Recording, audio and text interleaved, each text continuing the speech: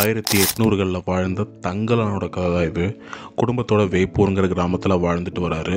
அந்த காலகட்டத்தில் இருந்த எல்லா கொடுமைகளையும் தாங்கிக்கிட்டு ரொம்ப கஷ்டப்பட்டு வாழ்கிற தங்கலானுக்கு அந்த சமயத்தில் ஒரு பிரிட்டிஷ்காரனோட ஆஃபர் வருது. தங்கத்தை கண்டுபிடிக்கிற வேலை. வெறும் கட்டுக்கதைகளில் கேள்விப்பட்ட அந்த தங்க மலையை கண்டுபிடிக்க பிரிட்டிஷ்காரனோட உதவியாளனா தங்கலானும் கூட்டாளிகளும் போகிறாங்க. அந்த தங்கத்தை பாதுகாத்துட்டு இருக்கிற ஆரத்திங்கிற காவல் தெய்வம் பேய்னு சொல்லக்கூடிய ஒரு சக்தியையும் தாண்டி போகணும். இவ்வளோ தடைகளை தாண்டி தங்கலான் அந்த தங்கத்தை கண்டுபிடிச்சாரா? ஆரத்திங்கிற பொண்ணு யார், என்ன நடந்துச்சுங்கிறது தான் மீதி கதை. ரஞ்சித் பெரிய ஆக்டர்ஸ் கூட படம் பண்ணும்போது ஒரு பெரிய பிரச்சனை ஒன்று நடக்குது. அது அவருக்கு தெரியுமா தெரியாதான்னு கூட சில சமயம் நமக்கு தெரியல. ஏன்னா எல்லா படங்களோட பேட்டர்னும், அதாவது பெரிய ஹீரோஸ் கூட பண்ணுற படங்களோட பேட்டர்ன் ஏறக்குறைய ஒரே மாதிரி தான் இருக்குது. அட்டகத்தி, மெட்ராஸ் படங்கள் எந்த வித காம்ப்ரமைஸும் இல்லாமல் பண்ணக்கூடிய ரஞ்சித்துக்கு வருங்காலங்களில் பெரிய ஹீரோஸ் டேட்டு கிடைக்கிது. ஆனால் அது அவர் சரியாக யூஸ் பண்ணலன்னு சொல்கிறத விட அந்த வாய்ப்பு வேறு யார்கிட்டையாச்சும் கிடச்சிருந்தா அந்த ஹீரோவும் ரஞ்சித்தும் வேறு நல்ல படங்கள் பண்ணியிருந்திருக்கலாம். ஆனால் இவங்க ரெண்டு பேரும் ஒட்டுக்காக சேர்ந்து ரஞ்சித் படமும் இல்லாமல் அந்த ஹீரோ படமும் இல்லாமல் ஒரு ஹாஃப் பேக்டு ப்ராடக்டை கொடுக்குறாங்க. கபாலி தான் இதோட பர்ஃபெக்ட் எக்ஸாம்பிள். இந்த தப்பை உணர்ந்த ரஞ்சித் அடுத்த படத்தில் அதை சரி பண்ணிக்கிட்டாருன்னு தான் சொல்லணும். ஏன்னா காலா படத்தில் ஆல்மோஸ்ட் அவர் சொல்ல வந்த விஷயம் எந்தவித கமர்ஷியல் ஆஸ்பெக்ட்ஸையும் உள்ளே விடாமல் தடுத்து மேக்ஸிமம் எஃபர்ட்டை போட்டு அவர் படமாகவே டெலிவர் பண்ண முடிச்சுது. இந்த படத்துக்கு அப்புறம் ரஞ்சித் பேக் டு ஃபார்முங்கிற மாதிரி 2 படங்கள் பேக் டு பேக் பண்ணுறாரு. சார்பட்டா பரம்பரை அண்ட் நட்சத்திரம் நகர்கிறது. இந்த 2 படங்களையும் ரஞ்சித்தோட 100% பார்க்க முடியும். முழுக்க அவர் பாணியில் வந்த இந்த படங்களில் வர கேரக்டர்ஸும் மனசில் நிற்கிற மாதிரி சூப்பராக எழுதியிருப்பார். இப்போ மறுபடியும் ரஞ்சித்துக்கு ஒரு பெரிய ஆஃபர் வருது. அவரோட முதல் படத்துக்கு பெரிய லெவலில் விளம்பரம் பண்ணி டிஸ்ட்ரிபியூட் பண்ணி அந்த வெற்றிக்கு பெரிய ரீசனாக இருந்த ஞானவேல் ராஜா அவரோட ப்ரொடக்ஷனில் விக்ரமை வச்சு ஒரு ப்ராஜெக்டை லான்ச் பண்ண ஆசைப்படுறாரு. ரொம்ப வருஷம் மேஜிக்கல் ரியலிசம் ஜான்ராவில் ஒரு படம் எடுக்கணும்னு ஆசைப்பட்டு இருந்த ரஞ்சித் இந்த டைமில் அதை யூஸ் பண்ணுறாரு. பெரிய லெவலில் ப்ரீ ப்ரொடக்ஷன் தேவைப்படுற இந்த படத்துக்கு எல்லா விதமான சப்போர்ட்டும் கொடுக்குறாங்க. படத்தோட பெரிய பாசிட்டிவ் வேறு யாரும் இல்லை, விக்ரம் தான். தியேட்டருக்கு ஆடியன்ஸை கூட்டிகிட்டு வர்றதில் விக்ரமோட பங்கு மிகப்பெரியது. வெறும் ரஞ்சித் படம்னா கண்டிப்பாக இவ்வளோ க்ரௌடு வந்திருக்குமான்னு தெரில. ஏன்னா ரஞ்சித் ஆக்டர்ஸை நம்பி படம் எடுக்க மாட்டார். அவரோட கதையில் அவங்கள ஜஸ்ட் நடிக்க வச்சுட்டு போயிடுவார். ஆனால் அதுவே சில சமயம் அவருக்கு நெகட்டிவாக மாறிடும். பெரிய ஆக்டர்ஸ் யாருமே இல்லாமல் தியேட்டரில் காற்று வாங்கி கடைசியில் கொஞ்ச நாளில் ஓடிடிலேயும் வந்துச்சு நட்சத்திரம் நகர்கிறது. ஸோ ஒரு படத்துக்கு ஆக்டர்ஸ் எதுக்கு முக்கியம்னா தியேட்டருக்கு ஆடியன்ஸை ஃபஸ்ட்டு நாள் கொண்டு வரதுலேருந்து அந்த படத்தோட ப்ரமோஷன்ஸ், போஸ்ட் ரிலீஸ் இன்டர்வியூஸ் வரைக்கும் நீளுது அவங்களோட பங்களிப்பு. ஜிவி பிரகாஷோட மியூசிக், அதை பற்றி என்ன சொல்கிறதுனே தெரியல. எப்படி யோசித்து இந்த மாதிரி டியூன்ஸ் போடுறாருன்னு தெரில. இது ஒரு ஃபோக்லோர், அதாவது ஒரு நாவல் படிக்கிற மாதிரி சின்ன குழந்தைங்களுக்கு சொல்லி கொடுக்குற மாதிரியான கதை.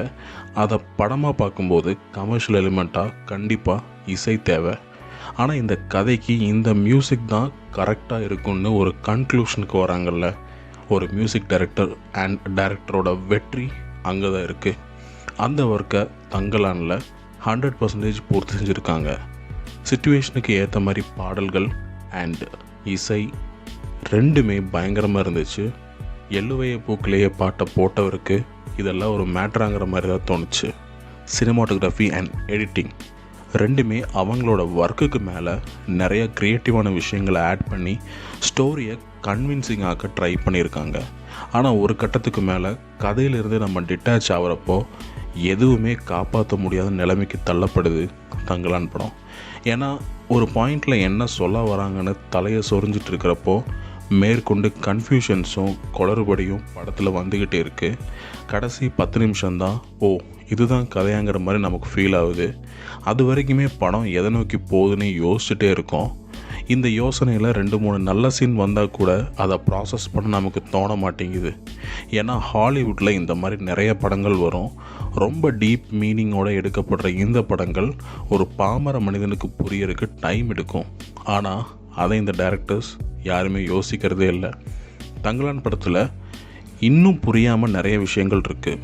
ஆனால் ஒன்றும் புரியாட்டியும் அடிக்கடி பாம்பு, சிறுத்தை, மாடுன்னு ஒவ்வொரு தடங்கல்கள், ஃபைட் சீக்வன்சஸ் இது எல்லாமே போர் அடிக்காமல் கொஞ்ச நேரம் நம்மளை பார்க்க வைக்குது. ஆனால் இந்த மிருகங்களோட சிஜி ஒர்க் ரொம்ப சுமாராக இருந்துச்சு.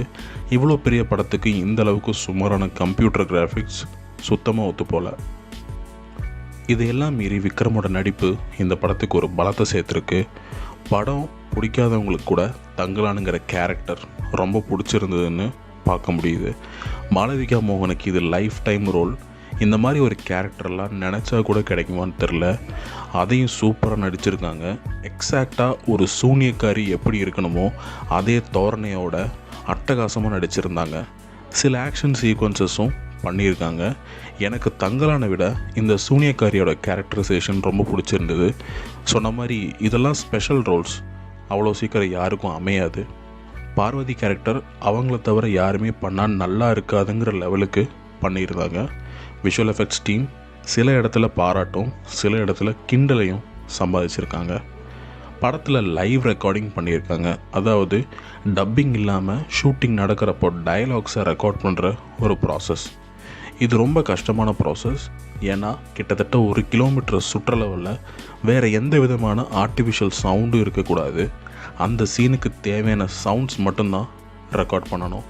ஆனால் இந்த ப்ராசஸ் படம் பார்க்குறப்போ என்ன தோணுச்சுன்னா பண்ணியிருக்கக்கூடாதுன்னு தோணுச்சு. ஏன்னா ஏற்கனவே அவங்க அந்த டைமில் இருக்கக்கூடிய தூய தமிழ் தான் பேசியிருக்காங்க. அதுவே பாதி பேருக்கு புரியல. இதில் லைவ் ரெக்கார்டிங்னால் அந்த சவுண்ட் கிளாரிட்டி பிரச்சனையும் இருந்துச்சு. டயலாக் சரியாக கேட்க முடியாமல் என்ன சொல்ல வராங்கன்னு தெரியாமல் ஒரு மாதிரி ஆடியன்ஸ் எல்லாம் ரொம்பவே கஷ்டப்படுறத பார்க்க முடிச்சுது. படத்தில் வரக்கூடிய அந்த ஜாக்கெட் போடுற சீன் ரொம்ப நல்லா இருந்துச்சு. ஜாக்கெட் போட்டது நம்ம வரலாறில் மிகப்பெரிய ஒரு ரெவல்யூஷன் மூமெண்ட். அதை சிம்பிளான ஒரு சீனில் பவர்ஃபுல்லாக சொல்லியிருந்த ரஞ்சித் நிறைய பேரை நெகிழ வச்சுது இந்த சீன். படம் நிறைய பேருக்கு புரியலைங்கிறது தான் மிகப்பெரிய குற்றச்சாட்டாக இருக்குது. ஆனால் என்னை பொறுத்த வரைக்கும் கொஞ்சம் நிதானமாக நம்ம பாட்டி தாத்தா சொல்லி தரக்கூடிய ஒரு கதையை எப்படி நம்ம விஷுவலைஸ் பண்ணி பார்ப்பீங்களோ அந்த மாதிரி பார்த்தா தங்கலான் என்ஜாய் பண்ணி பார்க்கக்கூடிய ஒரு படம் தான் நம்புகிறேன். குறைகள் இருந்தாலும் எனக்கு பர்சனலாக ஒரு புக்கு படித்த ஃபீல் தான் கிடச்சிது. உங்களுக்கு எந்த மாதிரி எக்ஸ்பீரியன்ஸ் இருக்குன்னு தெரியல.